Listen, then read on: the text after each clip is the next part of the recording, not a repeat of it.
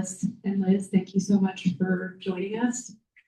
I'm excited. I wasn't here last time, so I feel like, only 12 years of doing it, but I'm like, what do I do? So we're going to open with a land acknowledgement as a reminder that we exist here in a country now called Canada because of the colonial actions of the settlers that came before us. Reconciliation requires more than this acknowledgement. We must consistently and mindfully recognize our colonial history and accept the responsibility to care for this land, its resources, and all the people who were here before us. Colonialism, occupation, and genocide should not be an acceptable part of our collective histories. Junction Reads exists in what is currently called Toronto, on the treaty land of the Mississaugas of the Credit. It includes the traditional territory of many nations, including the Mississaugas of the Credit, the Anishinaabe, the Chippewa, the Haudenosaunee, and the Wendat peoples. We recognize the continued displacement and colonization of First Nations peoples across Turtle Island, and we are grateful to work in the community on their territory. I am so excited that Kerry Clare is joining us today. If nobody knows Kerry Clare online, you should follow. Kerry is an incredible CanLit community member, an incredible writer, and all-around author support system, I think. Kerry Clare is the author of Definitely Thriving, such a fun book, out now from House of Anansi Press. Her previous novels are Asking for a Friend, Waiting for a Star to Fall, and Mitzi Bites. A National Magazine Award-nominated essayist and editor of the M-Word, Conversations About Motherhood. Kerry also edits the Canadian Books website 49th Shelf, is host of the Bookspo podcast, also so great, and writes about books and reading at her longtime blog, Pick Only This. She lives in Toronto with her family. Kerry, thank you.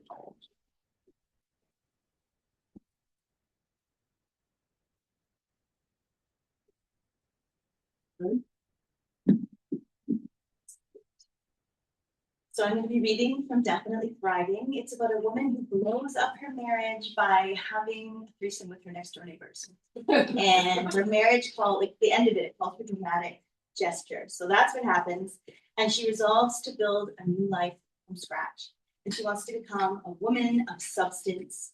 And she moves into a rooming house in Toronto, not too far from here. And sort of resolves to build her life in bits and pieces. And part of that involves getting a very curious job at a bookstore, in addition to work she's doing as an indexer. So this book is from midway through the book. On Thursdays, Clemence goes to the bookstore and talks to Toby. She doesn't tell the people in her life that this is what she's there for, but she lets everyone know that she's found another job. Her work at the bookstore, too, is like the box of matches and the needle with thread, another item gathered. The entire block, owned by Crampton Goldberg, is transformed into something different now that Clemence knows its history and she feels connected to it. This is how a woman builds a life, and she's sorting the books.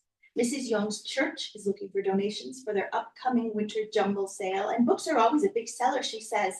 A bit of information that makes Clemence feel good about the world. For once. She's performing the same tasks at the bookstore that she's been doing in her own life, establishing order, making space where everything was crowded before. Cluttering the aisles are boxes of books that have never been opened, and these are mainly used as furniture when a rare customer sits down on them to browse the shelves. Clemence opens one box and finds that the books inside have literally turned to dust, bindings made redundant as the pages disintegrated. But not all the boxes are as bad as that. In another, she finds vintage editions of V.C. Andrews novels, spines barely cracked. And there's one stuffed with all the copies of The Pilot's Wife that she'd been wondering about on her first visit. She tells Mrs. Crampton about Mrs. Young and the church jumble sale, reminding her that there are more books within the walls of the shop than she could hope to sell. Crampton consents to donate some of the overflow, though partly in the interest of making the shop into less of a fire trap. And you're talking to Toby? She asks. Toby is hiding again, and Clemence will have to head into the maze to find him, to talk to him. She's promised Crampton Goldberg, who insists he needs the company. But Toby does not agree. Clemence finds him upstairs on a ladder with a roll of duct tape because there's a hole near the ceiling where the mice are getting in, leaving droppings among the microwave cookbooks. No doubt if he slipped up there, that delicate man would wind up in traction, and Clemence resists the flutter in her person at the thought of Toby tied up. The tape, she suggests to him, might not be the most effective arrangement. Surely mice could chew through such a barrier. And Toby welcomes her feedback as much as he appreciates anything she offers him, which is pretty much not at all. She stays by him, not to talk, because she has no desire to be a distraction from the matter at hand to send him toppling, but because if it happened, she'd be able to call an ambulance right away. Breathing a sigh of relief as he climbs down the ladder, returning to safety, but then he trips over a box and she catches him. He lands right in her arms. Toby is more substantial than she'd imagined, and yes, she'd imagined plenty. This is what a person does with their unsuitable attachments, after all, idle fantasies. But in these, it was almost more like holding a feather because he's so slight. But the reality of holding him is that he has only sharp angled shoulders and elbows. He has a pimple on his lip, the very worst place for such a thing. Clemens is close enough to note the patchy way his eyebrows are connected. Oh yes, this is intimacy. And the way he is entirely submitted, his whole body going slack, Clemens wondering how he's managed to lose consciousness without hitting his head. But Toby is dramatic. After just a few shifts together, she knows this. Although he's not an actor, but a set painter, an artist who had to give up the trade, he'd explained to her when he developed an allergy to the paint. He'd completed a college diploma, but there's nothing he can do with his training now. And after wasting years on futile dreams, Toby is resentful of anyone whose achievements vaguely resemble success. Clemens discerning that he finds her own presence only vaguely tolerable because he gets to feel superior when he's with her. Strange and novel experience for him, being after all the store's full-time employee, while she stops in for a few hours a week on some whim of Crampton's. Toby lives in one of Crampton's apartments, a bachelor above the old shoe store. When his college program was completed and he couldn't find work, Crampton gave him this job, which he doesn't seem to realize is charity. Toby's arrogance, Clemens supposes, is a posture to compensate for his lack of anything to be arrogant about. There you go, she tells him, settling him back on his feet. Dust and spider webs are caught in his shaggy hair, but this is what happens when you spend long enough in the bookshop. Clemens has taken to having a second bath when she gets home before lunch, washing off the grime, and yes, thinking of Toby's hands on her body as she pours the jug of water over her head and shoulders, and her thoughts of this have been so vivid that it's as though it's actually happened. In fact, when she looked down after he'd fallen and found him in her arms, the scene felt so familiar, and it didn't surprise her that he'd linger. But of course it should have. Once Toby regains composure, he jerks away from Clemens as though she'd startle him and turns around, refusing to acknowledge that she may have saved his life. He doesn't say a word and takes off, possibly embarrassed, leaving her among the cookery books, forcing her to follow him back through the store because this is what Crampton demands of her, and also because it's kind of fun. He settles back behind the counter with a book, always a restoration play, which is when Toby feels that drama peaked and nothing even half decent has been produced since then or even before it. Don't mention Marlowe or Shakespeare because he'll pretend he's never heard of them. Clemens takes her seat amid the books and the boxes, resuming the gathering of titles for Mrs. Young's jumble. There's an entire box of 1980s Harlequins with gorgeous covers, all of the women wearing shoulder pads. Would Clemens dare herself to file these away in women's fiction? Why not? Who gets to make the distinction? No, she's taking these donations for the church because she knows somebody's going to snap them up, and they're doing no good to anybody, packed away in the bookstore. She hears bells at the door, assuming it's Crampton because Clemens has never known anyone else to walk into the store, and she's afraid to turn around because Toby seems to be ignoring her right now, and Clemens isn't sure if Crampton will hold her accountable for that and dock her pay, but the footsteps are heavier and she glances over her shoulder to see a tall black man in a tailored suit. Clemens is slightly gratified, albeit embarrassed, to see that this customer gets the same service she received from Toby on her first visit, having to clear his throat 3 times before Toby lowers his play and notes the customer's presence. There's a bell, she calls to him from her perch. Toby and the customer glance over at her in confusion. In case you need to get his attention, she explains. I mean for next time. And the man turns back to Toby, explaining he's looking for a book on hats, European millinery history in particular. Toby sending him upstairs to the books about fashion, and then slouching back into his chair, exhausted from the exertion of all that. Clemens is concerned that Toby is malnourished. He doesn't cook, he barely eats. She's offered to bring him an apple or banana, but Toby claims that he hates fruit. How can you hate fruit? Clemens demands. That's like hating seasons or dessert. I also hate seasons, says Toby. I have allergies. I just think, says Clemens, unpacking a box of 1970s National Geographics that surely belong in the recycling, but if you took better care of yourself, you might have more energy. I've got energy, says Toby, lowering his book again. My problem is ennui, but that's got nothing to do with diet. The customer comes back downstairs with an armful of books, and Toby consents to let him make the purchase. Has anyone ever come in here and not found what they wanted? Clemens asks. Well, not a lot of people come in, admits Toby, but yeah, no. Thank you.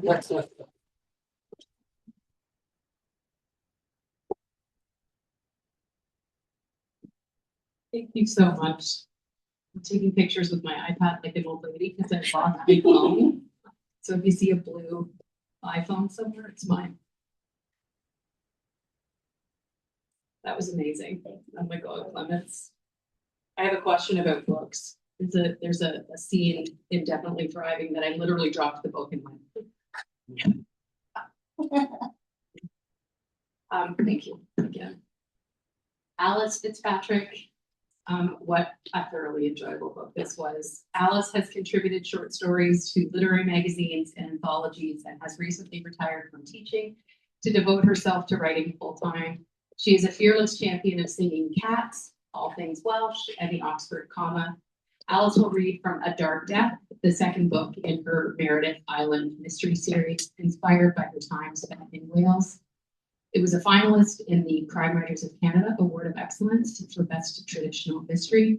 This book continues the crime-solving adventures of historical novelist Kate Galway and her hedonistic artist friend Siobhan Fitzgerald, whom readers first met in Secrets in the Water.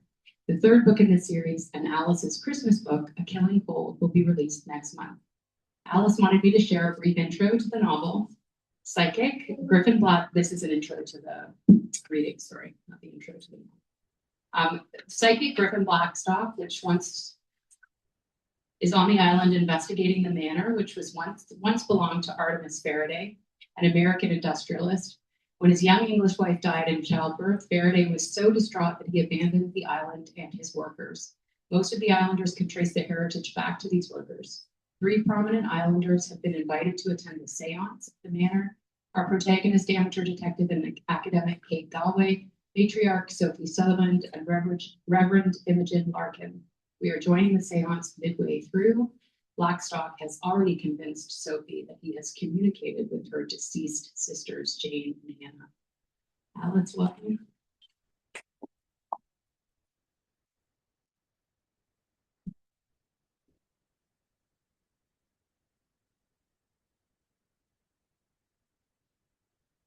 They made their way up the grand staircase lit only by Griffin's flickering candle. Kate and Imogen followed Sophie, ready to reach out a hand as she stumbled, but she was surprisingly steady and hardly winded by the time they reached the landing at the top of the stairs. Griffin pointed down the dark hallway. Mr. Faraday's bedroom is just down there. Once through the heavy bedroom door, they found themselves in a room dominated by a 4-poster bed, its canopy and curtains somewhat ravaged by time. To one side, on a small table, Griffin had set up a makeshift Ouija board, formed from a circle of letters printed on squares of cardboard with an overturned crystal wine glass in the center. He swept his hand, inviting them to sit at the table, where a chair was placed on each side. Ladies, together we will contact Artemis Faraday. What proof do you have he's here? Imogen asked. The edge in her voice and her expression taught Kate that she too had suspicions about Griffin's performance in the library, as well as anything else he was planning to throw their way. I feel his presence, and Griffin placed his hand over his heart. He's grounded in this place. His spirit never left Faraday Manor. Sophie had already seated herself and was pointing at the letters. I've heard about this. But the Ouija board was parlor trick, something Kate and her university friends had experimented with after a few beers. People unconsciously moved the glass, or it was something to do with collective energy. Whatever it wasn't spirits. Kate sat opposite Sophie. Reverend Larkin, and Griffin pointed to the third chair. No, thank you, Miss Blackstock. I prefer to witness the event rather than to participate. As you wish, said Griffin. But if I may be allowed to observe, I believe you're skeptical of this exercise. I must therefore ask you to leave the room so as not to disturb our line of communication with Mr. Faraday. I assure you, you'll come to no harm on the landing. Imogen gave him a look that left no doubt she suspected he was up to something he preferred she not witness. As you wish. She looked at Kate and Sophie. I'll just be outside if you need me. And she closed the door behind her. Griffin seated himself and stretched out his hands. My apologies, ladies, but we need clear, open minds to ensure strong communication. Now, if we can all place our index fingers lightly on the base of the glass. Once they had done what they were told, Griffin addressed the darkness. Can anyone hear my voice? Is there anyone who would like to communicate with us? The glass seemed to jerk to life and to slide left and then right. Sophie squealed with delight. How does it do that? Please do not question the process, Miss Sutherland, Griffin warned. It is the spirits who move the glass. Spirit, identify yourself. As if in response, the glass began to circle, spiraling further and further out until it touched the A, and then the J, and finally the F. Artemis Josiah Faraday, announced Sophie. Why are you still in this place, Artemis Josiah Faraday? Why haven't you moved on? Griffin asked. The glass began to circle again. D, E, S, P, A, I, R. Despair. When Kate looked up from the table, Griffin was looking over Sophie's shoulder at the wall behind them. Orbs, he announced. Squinting into the darkness, Kate thought she saw small pinpricks of light, like dust motes caught in sunshine. Sophie gasped. I see them. What are they, Mr. Blackstock? Are they spirits? They are the initial manifestations of spirits. Sometimes it's all the poor souls can manage. If we're lucky, there may be more. Kate scanned the room to see if she could determine the light source. Griffin pointed to a dark corner. A man in a long robe, like a monk. Do you see him? I'm not sure. It was obvious that Sophie was getting caught up in the drama of it all. Her need to believe that Griffin had communicated with Hannah and Jane was overriding any sense of disbelief. I might see him. Is he turned away from us? He's floating in the air, hovering above the dressing table. And Griffin's head snapped back with such a violent force, Kate was afraid he'd done himself an injury. Just as suddenly, his head became erect, his eyes wide, staring forward into the darkness. There is an evil in this house. Save yourselves. Griffin had spoken in a low, gruff voice, a voice Kate hadn't thought could possibly comfort him, and it had an American accent. Sophie grasped Kate's hand. Can we speak with him, do you think? Sophie stared at Griffin. Do we have the pleasure of addressing Mr. Artemis Faraday? Griffin's expression never changed. I am Artemis Faraday, ma'am. Sophie gasped. Mr. Faraday, do you know Benjamin Sutherland? A fine man, I trusted him implicitly. Oh, Sophie, Kate, it is him. It's Artemis Faraday. Kate didn't want Sophie's naive enthusiasm to run away with her. Miss Sutherland, can you think of something to ask about Benjamin or his wife that only Mr. Faraday would know? But that would be next to impossible. Most of the island's historical information was either common knowledge or could be found in the archive in the community center. Mr. Faraday, what were the names of Benjamin Sutherland's wife and children? Sophie asked. At that, Griffin gripped the table and let out such a howl that Kate almost jumped out of her chair. She considered moving closer to Sophie in case Griffin became violent. My wife, my child, I killed them. His speech was punctuated by howls and sobs. I am doomed to eternal pain and suffering. I am doomed to eternal damnation. It wasn't your fault, Mr. Faraday. Your wife died of childbirth, but your daughter lived, Sophie insisted. She reached forward as if to touch his hand. No, I killed them both. I sacrificed my child, my innocent babe.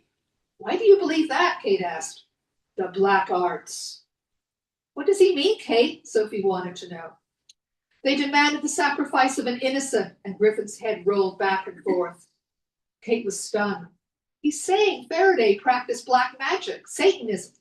Well, that was just wrong. The islanders are very good at keeping secrets, but not something like this, and not for so long. Meredith, my poor Meredith, she didn't deserve such a fate. My English rose, and tears streamed down Griffin's face. In the candlelight, his appearance appeared to have changed, his eyes and cheeks sunken, and his long hair disheveled with hints of gray. It was almost possible to believe that this was truly Artemis Faraday, a man who had suffered immeasurable guilt and pain for over a century. What happened to your wife? Sophie asked. The sobs were coming so hard now that Kate could barely make out his words. I killed her.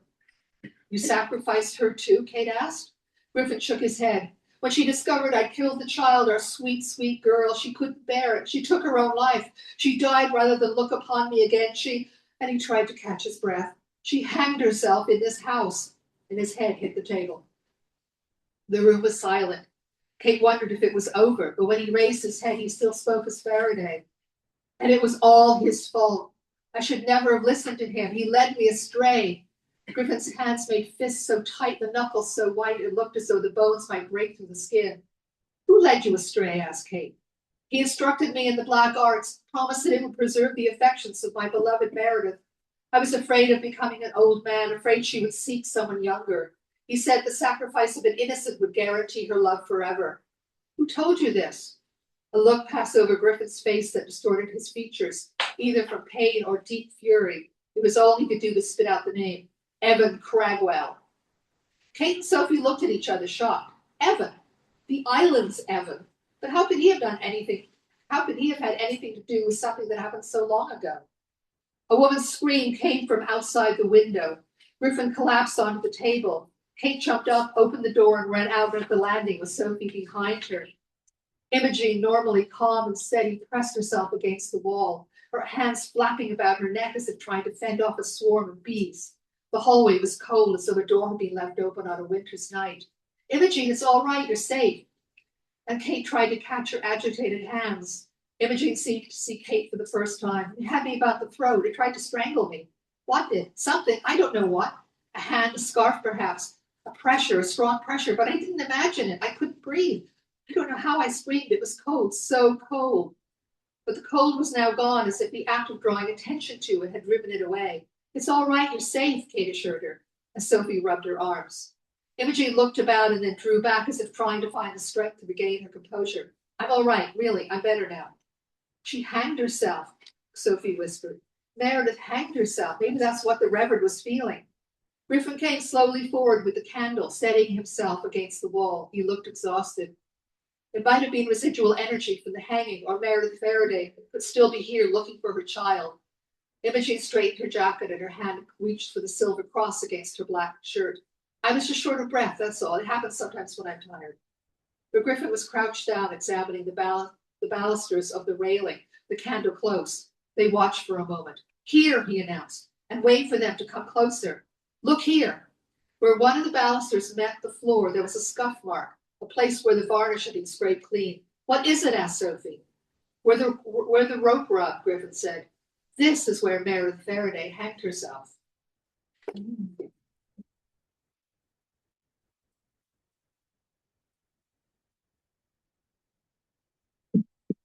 you so much. I of course heard the word cozy mystery before reading Alice's books, but yeah, I was cozy as I was reading it, tucked under my duvet, and it's a good job. Thank you so much. Liz Johnston. So excited for this book. Liz Johnston writes in Toronto. Her stories have appeared in the Fiddlehead, the Humber Literary Review, the Antigonish Review, and the Cardiff Review, among other publications. She's an editor at Brick Magazine. The Fall Down Effect was recently published by Book Press and chosen as a bookseller, indie booksellers book of the year. So I'm so excited for you. Thank you for coming.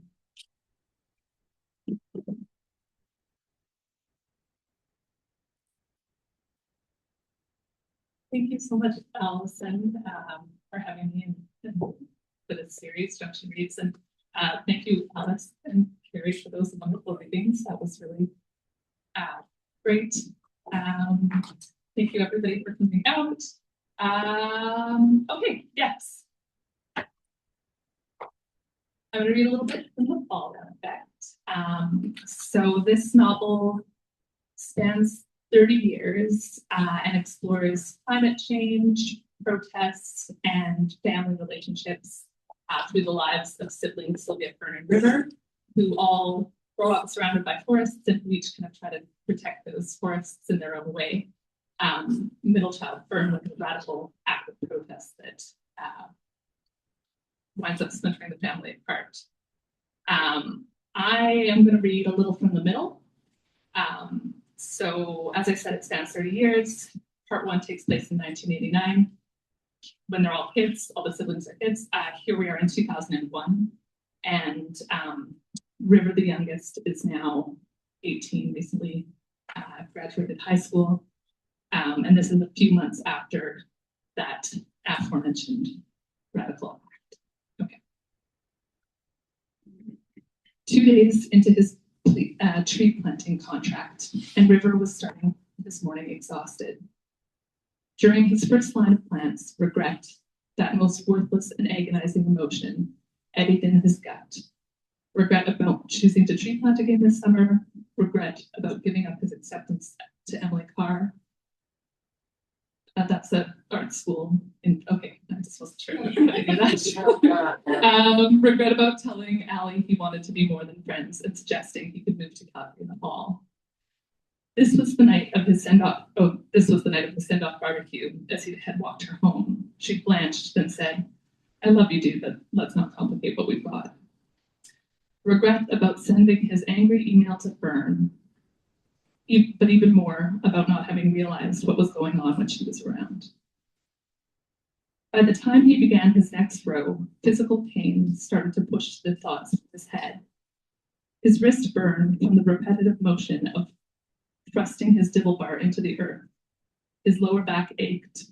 He thrust, straightened, stepped, pausing just long enough, towing each seedling to ensure his plants were deep and secure. To earn more than minimum wage for the day, he'd have to keep this pace up that he'd set for himself. But that seemed impossible. The end of the row seemed impossible.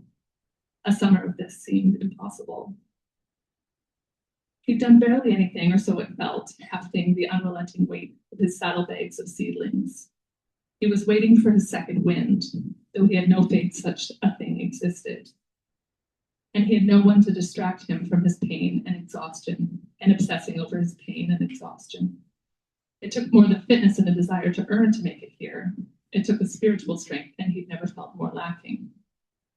But then Jack came bouncing over the rough terrain toward him. River stood up, shifting the seedling bags on his shoulders and shielding his eyes to see what the foreman wanted. "You're killing it, Riv." He was bending over, giving a little tug to the last few seedlings River had put in the ground. "They're in there good, well done." Stopping, it was like River was feeling the pain for the first time. Whatever he'd been focused on when he was moving, it was nothing compared to the shocking electric light he felt zapping around inside him now. "Feel like I haven't put a dent in this day." Jack was shaking his head. "You've done as much on the ground as anyone. Difference is yours are going to stay. Nice spacing too." He was already moving on, jogging around the wreckage of the clear cut, jogging across the wreckage of the clear cut they were repopulating. "Serena and Sam basically have to start over. You're going to be coming for more trees before lunch." When Rivers thrust his dibble bar in the ground this time, it felt easier, the ground giving up a perfect seedling-sized gap. Whether it was the contrast from the agony of briefly standing still, or the first breath of that long 4-second wind, he didn't know. Or the kudos. The kudos helped. Someone telling him that he'd done something good, something right. He didn't want to want it, but he realized he was smiling now as he tapped the seedling with his toe and admired his deep, tight plant. All his seedlings would be trees. All of them would take root, tap into the rock, hold firm. Together, a matrix of mycelium forming among their roots. To help them communicate and share resources, they would hold the earth secure in turn, preventing erosion. All of them would stretch to the sun and soak up the rain and house birds and chipmunks and insects. They would grow and give until someday they were mown down too.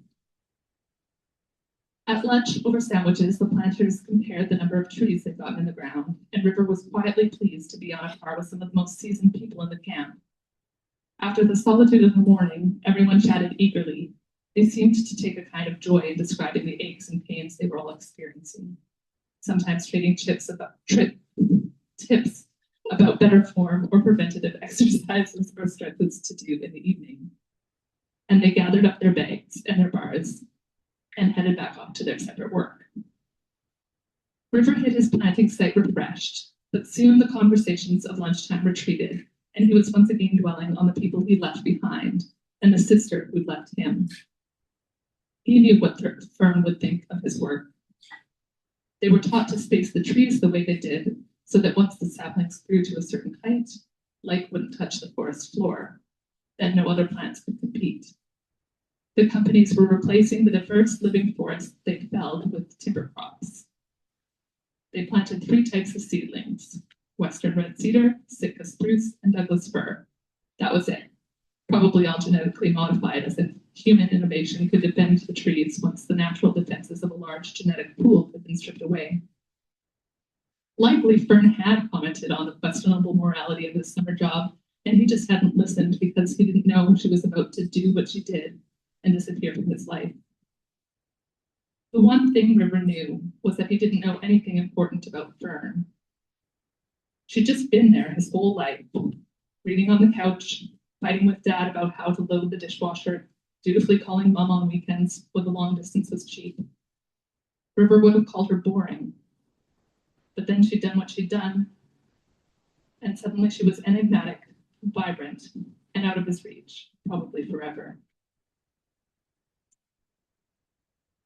When the light of dawn seeped into his tent Friday, his third day on the mountain, River woke with muscles satisfyingly sore.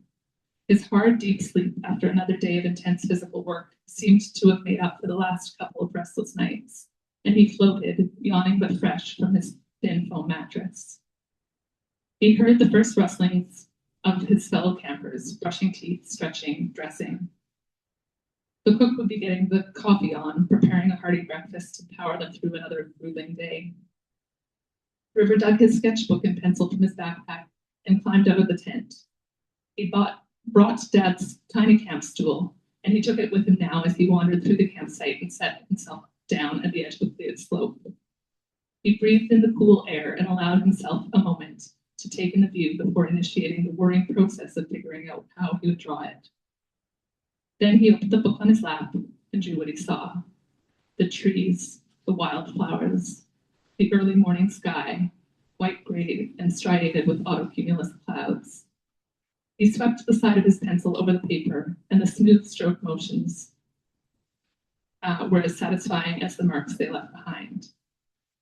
At approaching footsteps, he slapped his sketchbook closed, and I'm just going to cut it off there before he makes doing that.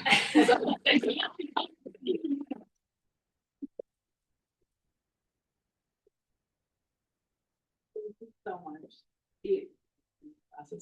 The siblings, the tree planting, and everything with the earth. There's so much about this book to connect to emotionally and spiritually. Thank you for that.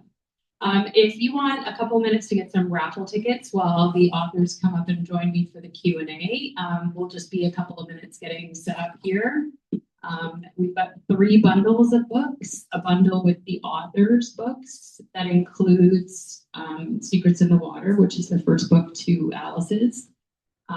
There's a bundle, can't remember. So 3 really good bundles.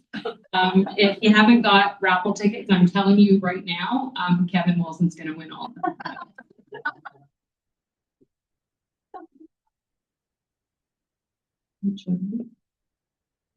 And I'm going to do the Find My actually.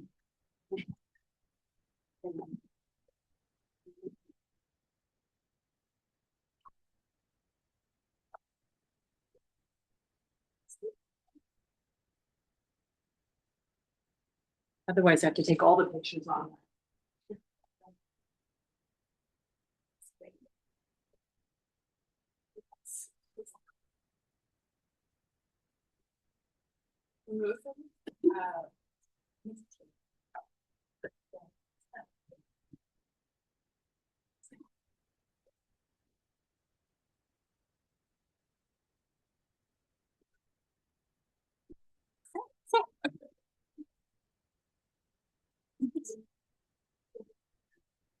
I think it's back here.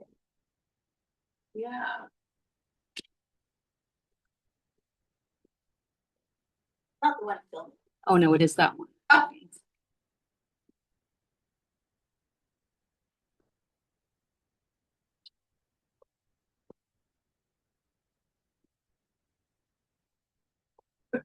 Right? This is what happens, Haley, when you go to the south of France. Oh no, there it is.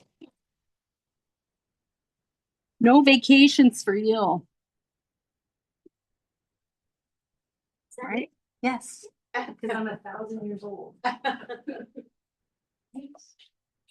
know where my vacation went. Thanks, everybody.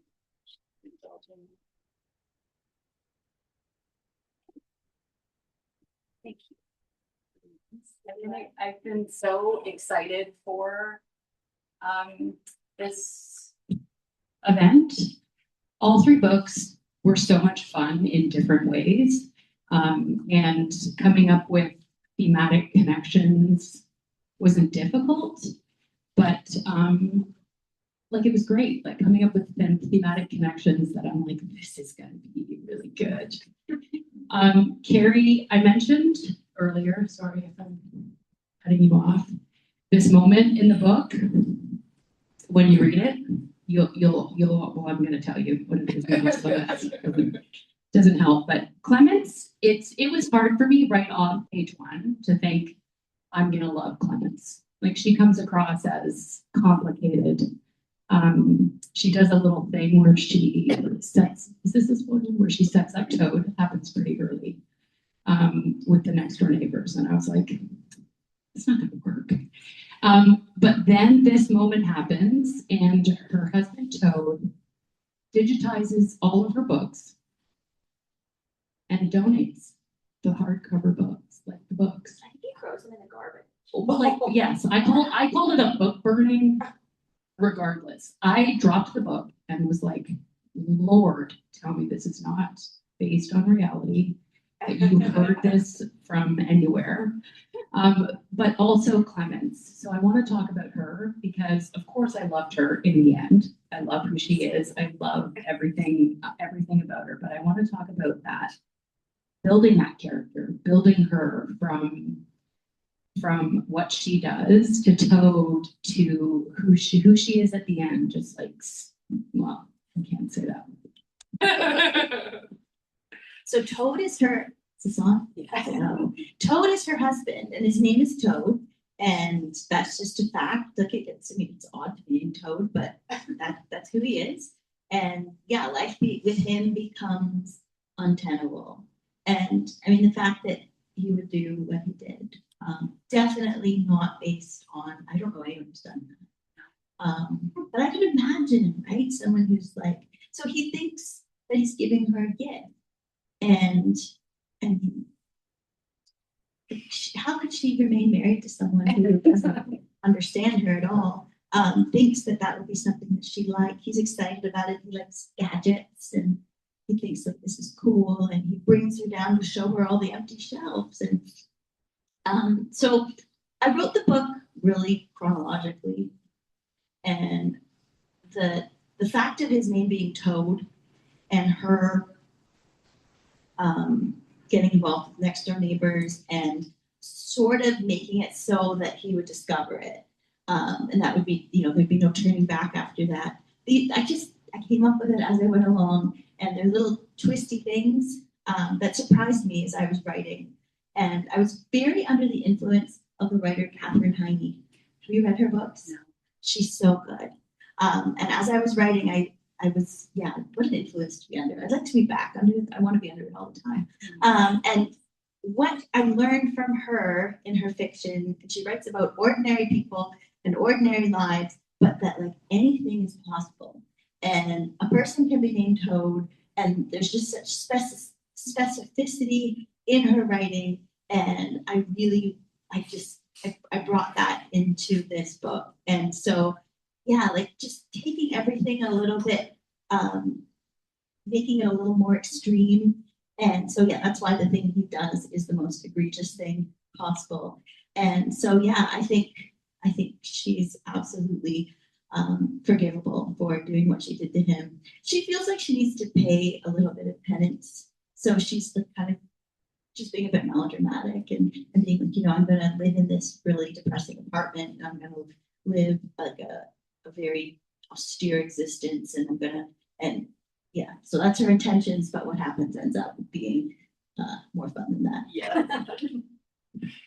Yeah, and the details in the novel are so great. Like this little apartment, I could feel the heat. Like just the when Mrs. Long brings up, or Mrs. Long's son, McHottie brings up the air conditioner. I was like, oh man, I can feel this apartment is stifling.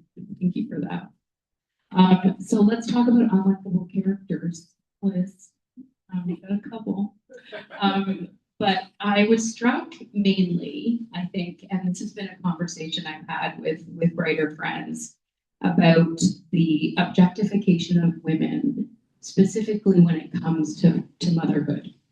That women are defined subjectively as being mothers or not being mothers, choosing motherhood or not choosing motherhood. Like women just can't be people in the world. We have to say that we're childless by choice, or like, you know, all of the things. And so Lynn is this character who realized she didn't want to be a mom. Like if she really had the choice, she wouldn't have Fern, River, and Sylvie at all.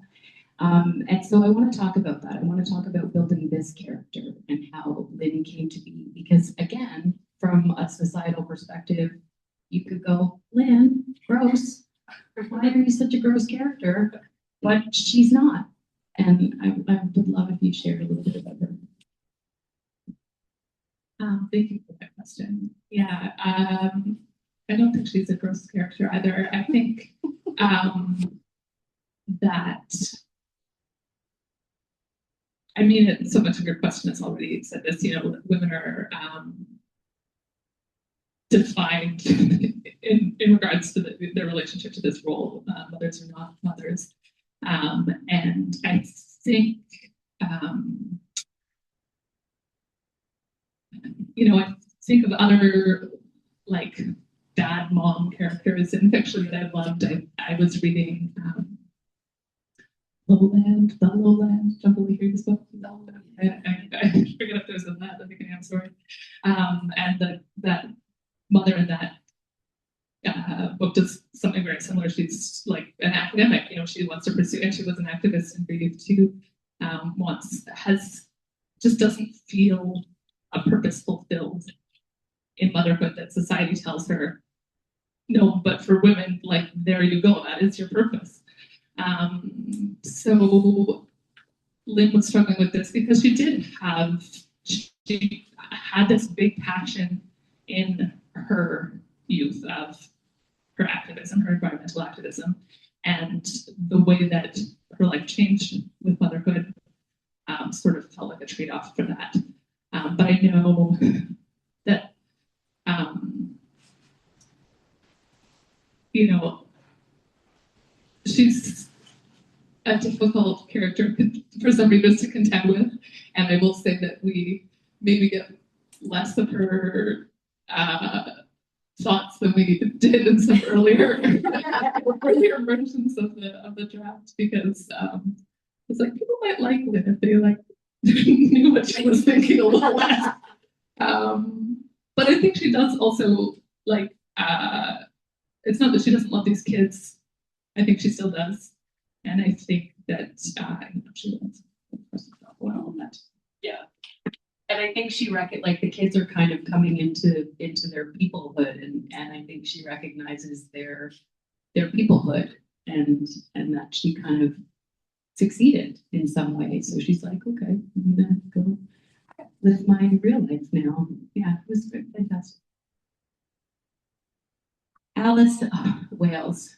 I mean, this is part of the cozy mystery thing, I think, is the fantasy of going to Wales. If anyone in the room has been there, I don't want to hear it, because it's just one of those places. And so let's talk about place, because it really does come alive in this book. There's like I mentioned about Kerry, really feeling like I was in that house where Clements was living. I really felt the space, the setting, and walking down the street. And I wanted to talk to you about building, setting, and Wales for the novels. It was fairly easy. When I was born in England, I don't say that when I go to Wales, because I get to, we don't like the English here. I was born 70 miles north of the northern Welsh border. My mother didn't quite make it in time, otherwise I would have been Welsh. But all my family is Welsh. The next generation down. What happened when I was 11 years old, my aunt and uncle moved to a place that's fairly well known in Wales, if you know Wales. It's called Tenby, and it's a it's a summer tourist resort. And they bought first one hotel, then the second hotel. And I would go there every summer, starting when I was 11 years old, and spend my summer there. So I didn't have to do a lot of world building, because basically I took Tenby, I simplified it with the to an island. Although the island doesn't have a history, Tenby dates all the way back to the Bronze Age. In the 12th century, the Earl of Pembrokeshire, who happens to be English, because there's a constant invasion of the English into Wales, built a whole, encircled the town with a wall, a lot of which is still there. And I'm now self-publishing my books, and I had to choose a publishing name, and my publishing name is Five Arches Publishing, because there's still a turret in Tenby with five arches.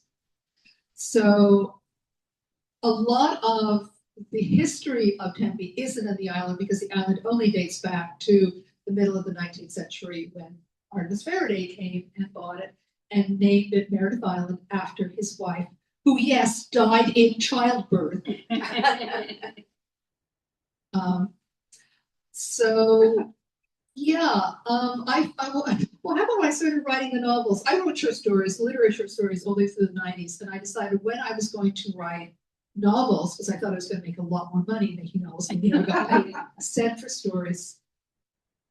And I grew up on mystery novels, so I decided I was going to write mystery novels because I love mystery novels. And I figured if I was going to be running around with a setting in my head, in this place in my head, and all writers know that it never leaves you. It's always in your head 24/7. Probably why I'm not married. And if I was going to be anywhere, I wanted to be in this place where the people were really kind and nice, and everybody knew everybody. And I have got feedback from people to say it really does feel like a small community. I grew up in Oakville. I don't know whether that had anything to do with it. So yeah, the world building wasn't that hard for me. It was always there. Although I have gone to a lot of I've done a lot of workshops and things where the first thing people do when they read my first chapter in Secrets in the Water, which is what I bring in, they would look up and try to find Meredith Island and go, I can't find it. I'm a writer, I make stuff. Fantastic. Thank you so much. So I want to follow up with place for Kerry and Liz, and the creation of Meredith Island with the houses and everything that I could also feel. But Kerry, Toronto Comes Alive, the West End, is brilliant as a Toronto West End writer. I just love that so much. And Liz, you've got BC in all its glory and devastation with the wildfires. And so I want to talk to you more specifically about how setting affects the story and how that interplay either like just creatively takes you places that you didn't know you were going to go, or in other ways. I started writing Definitely Thriving in 2021 when I was not thriving, and a lot of us weren't thriving in 2021. And it's funny because there are people who research and travel to other places to write their books.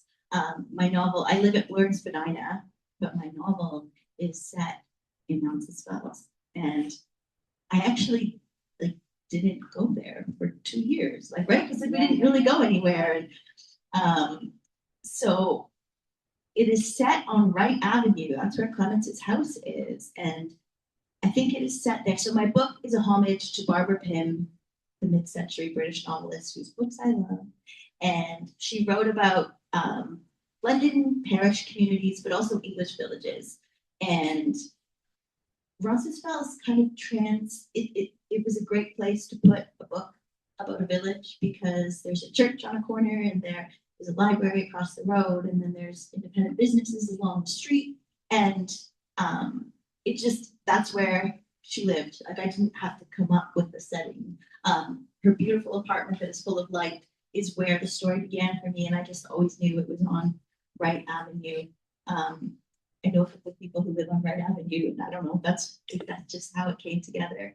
And so I wrote this book that was set in a faraway place that was sort of off limits to me when I wasn't traveling much. And it had more charm than my own neighborhood, although my book it says it's dedicated to the people in my neighborhood. I think it's dedicated to community in general and the tensions and frictions and joys of community.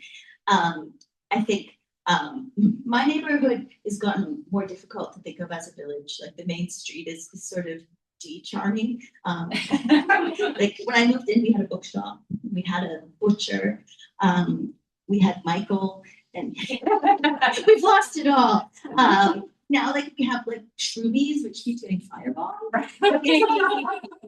It's not great. The BIA is doing its best in the annex, but yes, Roncesvalles was a lovely little place, and so I was very happy to set the story there. And then I went to an event at another storybooks, like maybe in 2023, and I've been working on the book, and then I was like, whoa, like I've been living here, like you said, it's in your head, right? I've been living here in my imagination, and like here it is, like, so that was a kind of a surreal thing because I think, yeah, I'd forgotten it was real. So the setting was really important, but I think there's something universal about villages, about any group of people where things get a bit petty, and so there's specificity, but universality as well. Yeah, and yeah, in terms of like story and place, I think that like this had to be here in the forests in the interior of BC. Like Kerry with Roncesvalles, like I hadn't actually been to. This is not set in Revelstoke, but it's kind of set in Revelstoke where I grew up, and so I hadn't been there for a decade. When I started writing, it had been a long time since I'd been there, but like you were saying, like it just lived in my head, and it's yes, but I think all of the issues, all of this sort of an industry town where so many people are dependent on logging for their livelihoods, and you bring in some activists who are want to save all these trees from being logged down, and that's like one of the main drivers of the early parts of the novel. But then even you mentioned the wildfires, and that's also part of the place too.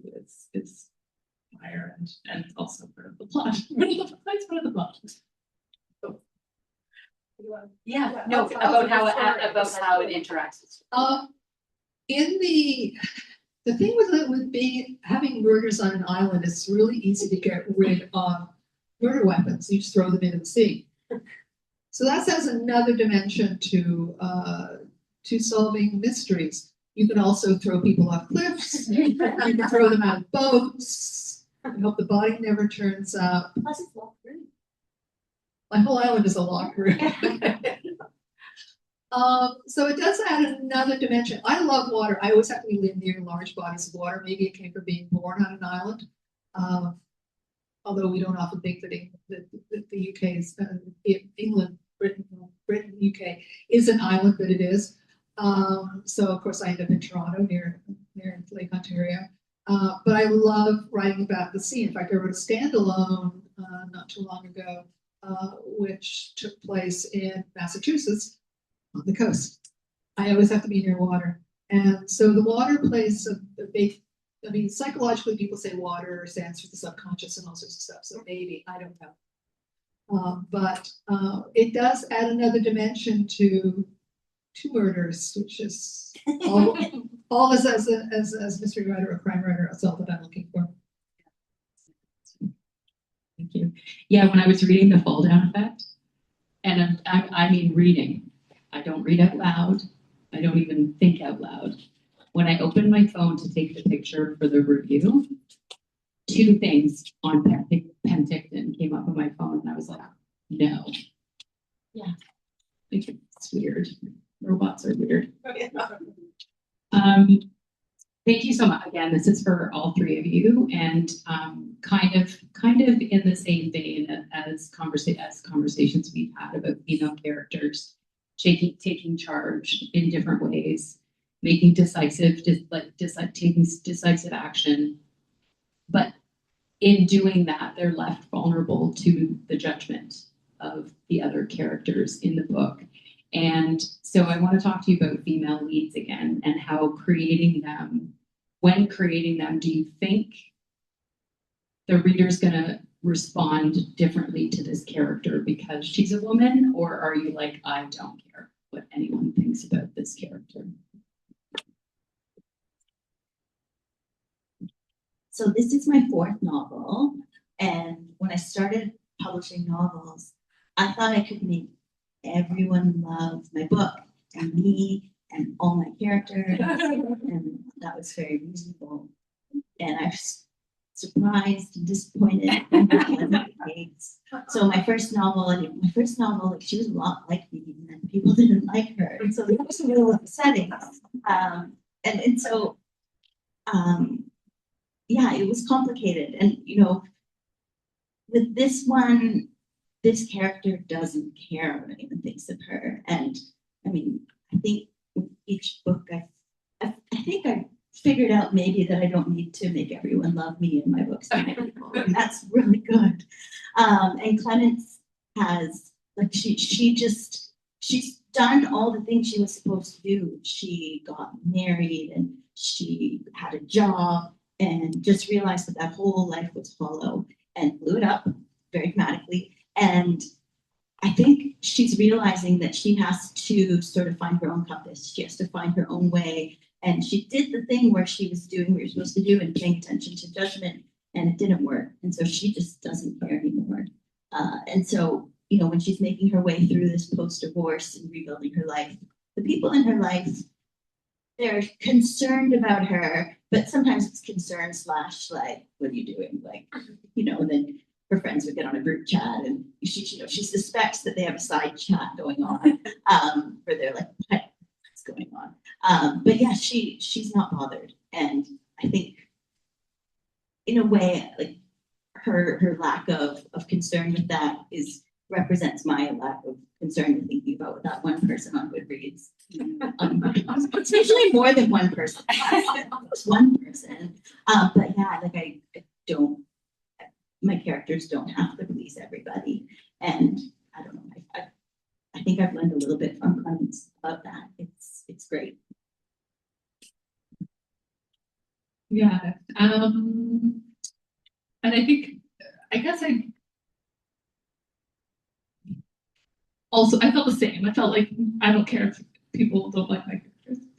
and then it was like, well, nobody's gonna read this if people don't like it that much. So I guess I took that into consideration. And then thinking of Fern, who's the one who She makes choices. She makes choices. I hadn't ever thought of, I don't know, she was just a woman. I don't know, she was just a girl. I never really considered her being otherwise. She just sort of came to me as this little girl. And yeah, and I think that even though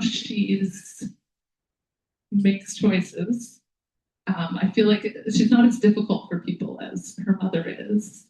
And, you know, I think in terms of sort of you're speaking to, like, the characters being like parts of you, or like, you know, I think I can see that in like a couple of the other characters, and I don't think I'm Fern, and then every now and again I'm like, I want Fern all the time too. So there's a little bit all. What I realized when I started writing the books was that my two main female characters, Kate is the academic. She's also a historical novelist who has to keep explaining to people she's not a historical romance writer because she's a woman. She's a historical novelist. And then Siobhan, who is hedonistic, she's spontaneous, She she works with clay, so she's a sculptor, she's a potter. And I realized that they are two extremes of me. I'm somewhere in between. But what I was getting feedback on in the second book, I have an inordinate number of women who interact with men through sex. Mavanwi, who's one of the students on the island, who comes with a group of students to dig up part of the island. I think they discovered a Roman temple, the remains of a Roman temple. Siobhan, who interacts with men through sex, and part of what's happening in Siobhan's story arc is she is now in her early 40s, Kate's in her 50s, and she realizes that that doesn't work really anymore. Flirting with men and relating on a sexual level isn't working as she's getting older. And I have had reviewers complain about Siobhan especially because they feel it's a stereotype. So I leave that up to the reader to decide if it's a stereotype or not. And there are a couple of other people who also in the second book, which I won't talk, so I don't give away spoilers. But yes, where was I going with this? Characters and sex. Characters and sex. It's very funny because I was told this story. My friends here. I was selling at Indigo, and a woman came up to me and said, "Are these books all right for middle grade students, middle grade children?" And I said, "You know they're mysteries. You know people die in my books." And she goes, "Oh, that's okay." But no, there's no sex. I said my characters are not getting any. Even though they talk about it a lot, nobody's getting any in my books. So she bought them. She does. Siobhan does though. Like one of the detectives, like the men are sort of like, is she using me at some point towards the end? Siobhan is a fantastic character. I have no negative. People prefer Siobhan to Kate, which cuts me to the core. No, I like Kate too. I mean, I think I agree with you with that. I think there's a little bit of Siobhan and a little bit of Kate in all of us. There's room for both. Yes, exactly. And Clements, Clements. That's how I pronounced it as I was reading it. It's like Clements. I love what she says. My favorite thing is that I'm not entirely sure of the dialogue. Someone says, what are you going to do from here or something like that. And her answer is, I'm just going to stand right here. And I'm going to go wherever I go. She doesn't know. So yeah, fantastic. And the characters, like thinking about Fern, what I was thinking is most likable about Fern and Lynn is the shitty reactions from people in the community. Like the people judging Lynn for chaining up her kids, and I'm just like, well, who else is gonna save the planet? Judgmental, nosy lady from the community. Fantastic, thank you. Farzana, anybody watching, if you have any questions, you can just put it in the chat, and Farzana will stand up and yell it out on your behalf. And if you all have any questions, you are here too. I see them. So this is a question that Alice brought to me in emails going back and forth about regret and mourning. Reverend Imogen's full of it, and things that happened in the past sort of beyond our control and that we carry with us. For Clements, it is this dream of a wedding that she thought was going to be life-changing without considering the married life that was going to go with it. And for Tom, the dad, carries around this regret of not being honest with Fern about a tragedy that happened in the past, and that if he had told his young kid the truth, that maybe things would have gone differently. And I want to talk to you about that, about how regret plays for your characters, but what you sort of hope to, or what you hope your characters are going to carry, and in turn give to the reader whatever message. Someone else wanted. Yeah. First.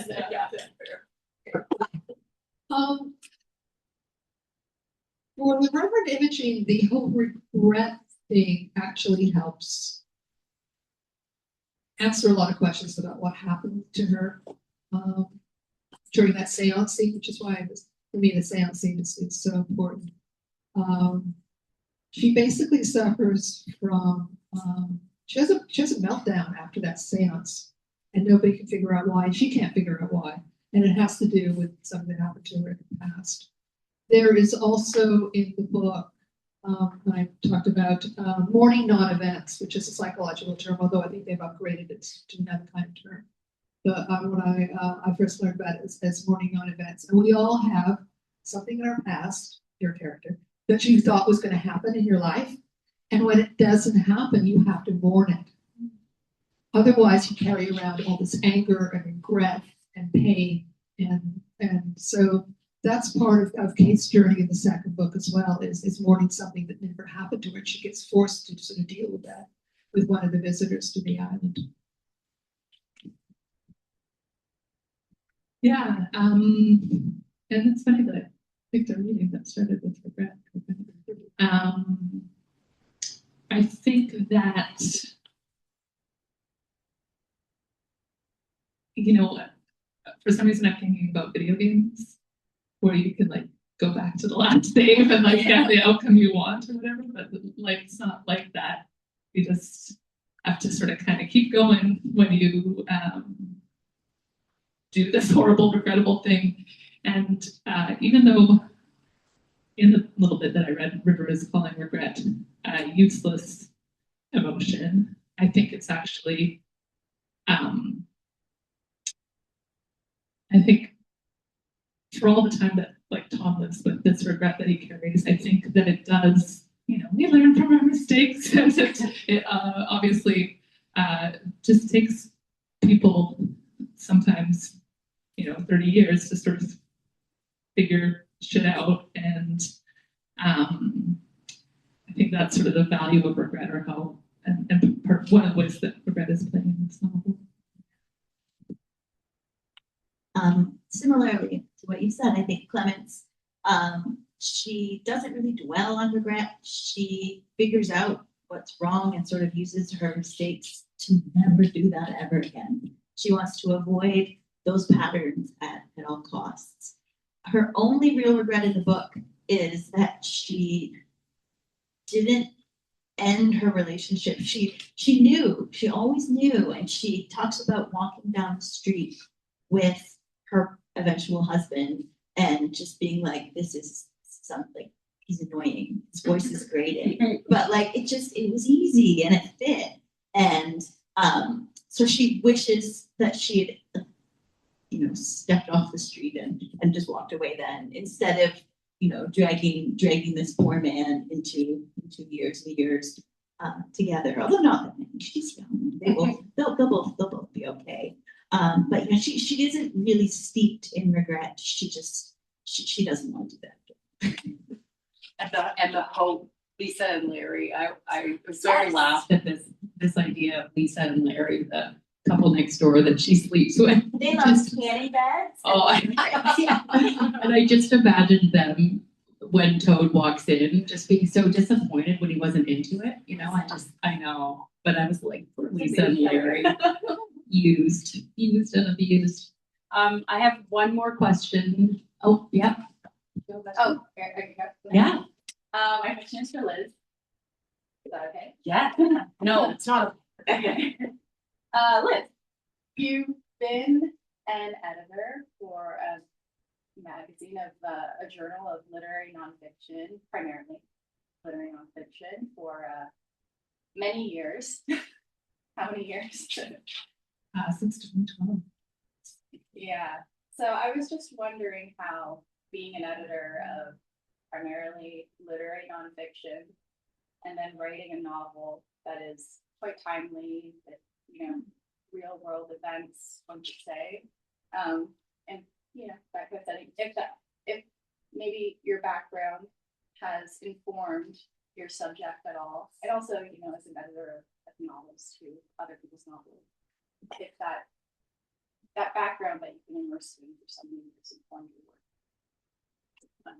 Yeah, I hadn't really considered the fact that we're but I mean not all fiction at all, but so much fiction takes from the news, from like our lives, from and so I think that I'm not sure that the grounding in nonfiction. That's such an interesting question, but I do think absolutely like the idea of editing others people's work and just getting to work with great writers has certainly sort of shaped who I am as a writer and sort of pushed me to try to be better at it. I feel like you had maybe something to add there. No. Okay. I just felt like Very just always look smart. I'm just interested. Okay, sorry. That's Did it make you self-conscious though? Right? Like being an editor and writing a book, like extra self-conscious. Is it really? I mean, I think this is who I am as a writer. You know, you're like, I just like am polishing my sentences before I've got a first draft. You know, it's like all of these like storylines that I'm going to like axe, but I'm just, you know, like, you know, can't have that complex or whatever. So yeah, that's my very silly process. That's awesome. Thank you. Thanks for that question. Okay, let's talk about creating artists in your work and how, if or how you as an artist are contributing the opinion of the artist. Kerry and Alice, you've got two writers. Liz, you've got River, and you know, as artists creating the work, do you ever use your characters to kind of contribute a more artistic? Does that make sense? Let me see if I wrote that better. Let me just wing it and see if I can. Okay, Alice, Kate is a writer. Kerry Clements is a writer, and Liz River is an artist who has a difficult time selling his paintings. So I want to ask you about art as an expression of oneself. See, I have to read my questions all the time. How do you think this book, your writing or your life as an artist and or member of an artistic community, shows up in your work? Or the flip side, what does your work give back to you as mothers, workers, writers, and community members?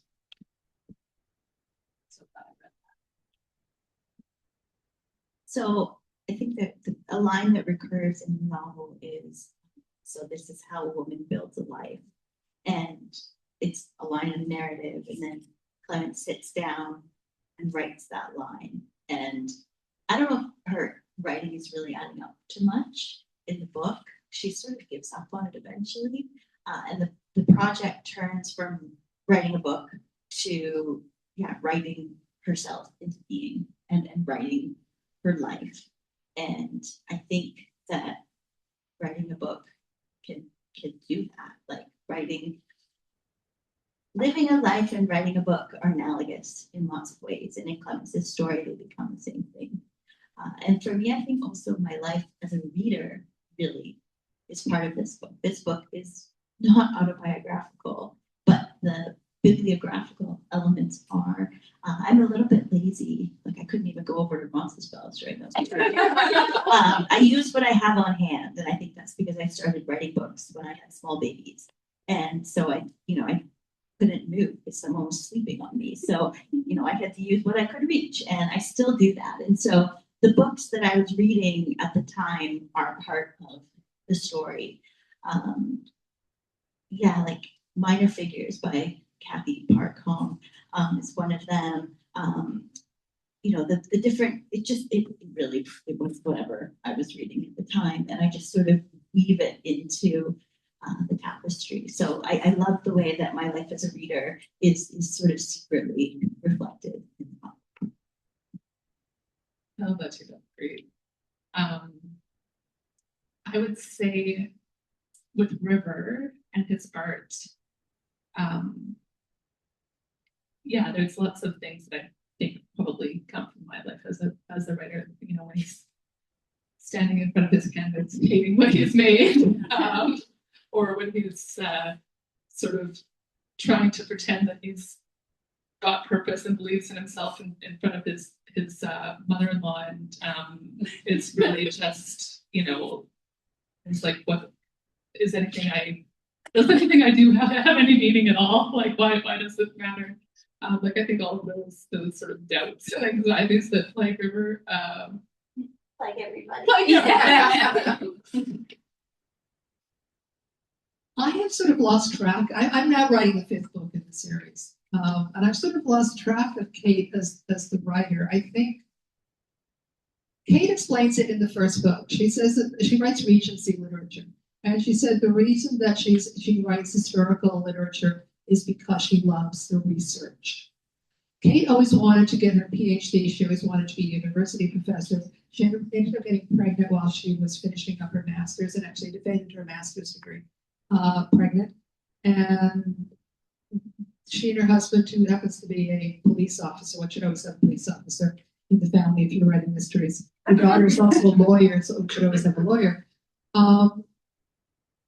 She ended up becoming a high school teacher. And that's her non-event. She really resented the fact.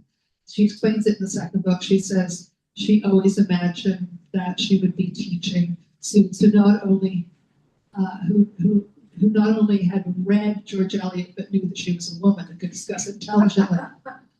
And so she ends up teaching high school kids who will brag that they've never read a book they didn't have to read for high school, for English class. And so in the second book, she has basically researched everything she can about the Regency period, and she's looking to change the time period. And so she goes to visit the archaeological dig where they're digging up. The whole intent was to find a medieval monk cell. And she says, maybe I'll write about the Middle Ages, but then she says something about she was going to lose all her characters in the Black Death, so why bother? So it, in the first book, and I wanted to do this throughout all of the books, and I don't know what I sort of that fell by the wayside. There's a point of plot in her book that actually helps her solve the mystery when she questions whether or not something could happen in real life. But then she also says, books aren't real life, so why am I worrying about it? So I think for Kate, it's her curiosity about things that makes her a historical writer. And it's that curiosity that makes her a really good amateur detective. And I'm curious. I mean, the other thing is that Kate is very different from me. Kate does all the research. The reason I invented a Welsh island was so I didn't have to do all the research. I could create my own, plants and weather, and I didn't have to worry about it because, like I said, I make stuff up. Awesome. Thank you so much. Unless there are other questions, no, I'm gonna go get the books and do the raffle, and then we'll sign books. If you don't win the books, you should buy the books and then get the books signed. This is our second last in-person event. We're back here June 7th. Farzana Doctor is going to host, and I'm going to read, which is going to be strange, with Chanel Sutherland, collection of short stories, so fantastic, and Hall A Gallery.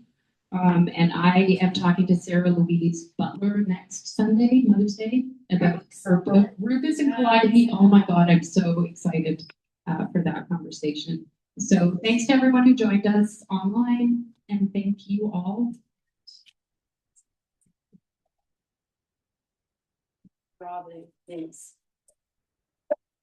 Here. So we'll do the books for today first.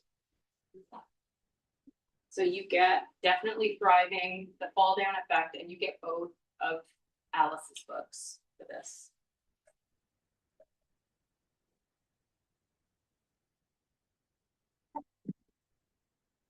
It's an inside job. Nathan!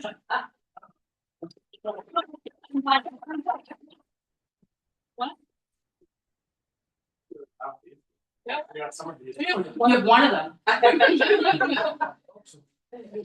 Okay, the next are another definitely thriving, because that's what Nancy just sent me a signed copy. I was so excited to open that. Michael Marola's book and Lucy E. Black's book, another fantastic collection. All right, he's doing this. My glasses. please. Okay. That's all right. I have to take off my glasses. Michael Melgard. Yay!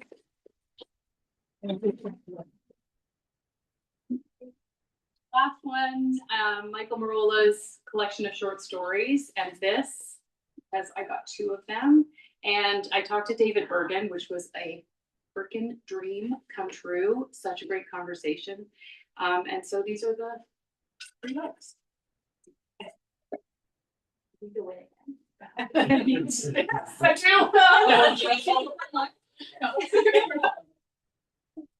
Kate.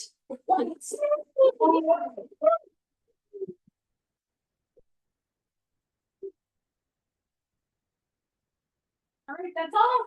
Thank We'll you. buy some books, and we're gonna be here while I take pictures, which is fine.